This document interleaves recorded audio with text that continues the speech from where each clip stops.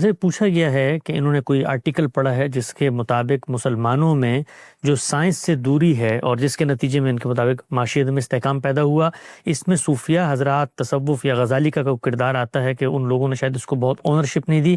اس پر آپ کا کیا نقطہ نظر ہے کہ معاشی استحکام اگر ہم حاصل کرنا چاہتے ہیں تو کچھ سوسائٹی میں نیریٹیوز بھی موجود ہیں، دینی نیریٹیوز بھی ہیں جو اس کی راہ میں رکاوٹ بنتے ہیں، تو کیا اس طرح کا معاملہ ہوا ہے ہمارے؟ ایسے معاملات ہر معاشرے میں ہوتے ہیں، بہت سے نیریٹیو بلکہ میگا نیریٹیو ہیں جو لوگوں کے افکار خیالات پر اثر انداز ہو جاتے ہیں۔ یہ جو بات انہوں نے فرمائی ہے اس میں تو بہت کچھ مبالغہ ہے۔ اچھا، بات وہی ہے جو میں اس سے پہلے عرض کر چکا ہوں، اور مجھے یاد پڑتا ہے کہ میں نے متعین طریقے پر یہ بتایا تھا کہ مسلمانوں کے ہاں تدریج کے ساتھ ان علوم کو زیادہ توجہ حاصل ہو گئی جو ہماری دنیوی زندگی میں اس طرح معاون نہیں ہوتے۔ جی، یعنی طبعی علوم کی طرف التفات ہونا چاہیے تھا۔ طبعی علوم ہی اصل میں سائنسی علوم کی بنیاد بنے ہیں، اسی کے نتیجے میں آپ زندگی کی سہولتیں پیدا کرتے ہیں، اسی سے نئے آلات وجود میں آتے ہیں، اسی سے نئی ایجادات ہم نے خود اپنی آنکھوں سے دیکھ لیا ہے اور وہ کیسے اثر انداز ہوتی ہیں۔ اس معاملے میں غفلت ہوئی، اور دوسرے یہ ہے کہ فلسفہ اور تصوف یہ لوگوں کے لیے سوسائٹی میں مقام حاصل کرنے کا ذریعہ بنتے چلے گئے۔ ظاہر ہے کہ جو چیز یہ حیثیت اختیار کر لے، ذہانتیں اور اباکرہ اس کی طرف متوجہ ہونا شروع ہو جاتے ہیں۔ تو اس طرح کے عوامل دنیا کی ہر قوم کے ساتھ پیش آتے ہیں۔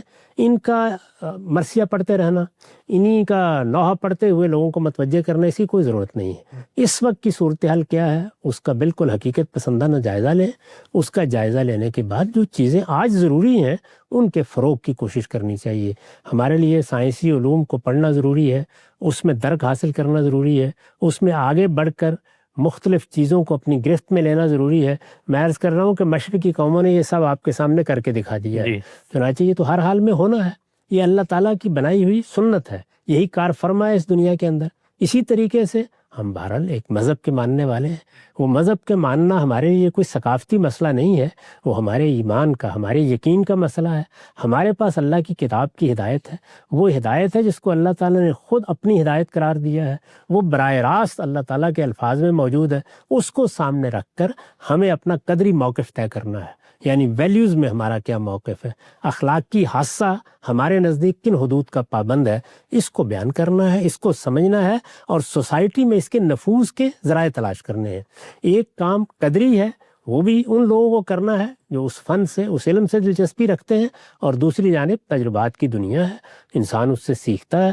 اسی طرح دنیا میں اگر مختلف قوموں نے کچھ چیزیں دریافت کر لی ہیں، کچھ چیزیں ان کے ہاں متعین ہو گئی ہیں، کچھ تجربات سے گزر گئی ہیں، تو ہر ایک کو دوسرے کے تجربات سے فائدہ اٹھانا چاہیے۔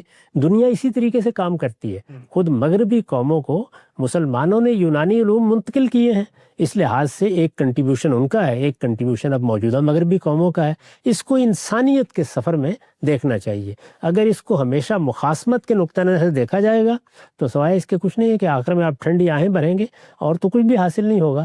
اس کو مسابقت کے نقطہ نظر سے دیکھنا چاہیے۔